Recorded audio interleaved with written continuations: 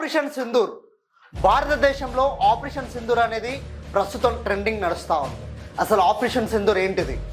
ఏదైతే ఏప్రిల్ 22 రోజున పాకిస్తాన్ సంబంధించిన ఉగ్ర సంస్థ సంబంధించిన లష్కర్-ఎ-తోయిబాకు సంబంధించిన ఉగ్ర సంస్థ ఏప్రిల్ 22న కాశ్మీర్ పర్యాటక ప్రాంతంలో పలావ్ గ్రూప్ ప్రాంతంలో పర్యాటకులపైన దాడి చేసింది.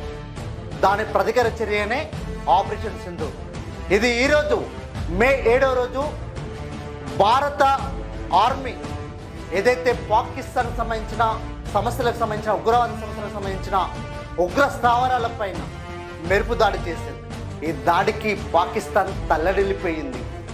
ఆర్మీ ప్రతీకార చర్యగా లష్కర్-ఎ-తోయిబా మరియు మహమ్మద్ జైషా లాంటి ఉగ్రవాద సంస్థలపైన మెరుపు దాడి చేసింది.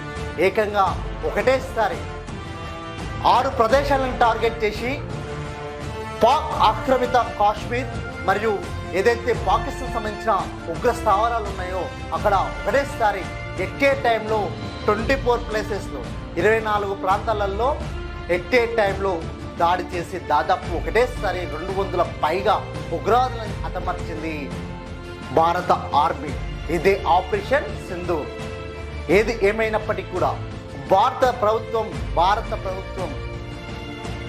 మన వ్యతిరేక దేశాలకు మనపైన, మన దేశం పైన, మన పౌరులపైన అటాక్ చేయాలనే ఆలోచన ఉన్న ఉగ్ర సమస్యలకు ఒక చర్యతో సమాధానం చెప్పింది. ఒక చెప్పపెట్టు లాంటి సమాధానం చెప్పింది భారత ఆర్మీ, భారత ప్రభుత్వం. ఏదేమైనా ఆల్వేస్ సెల్యూట్ భారత్ ఆర్మీ.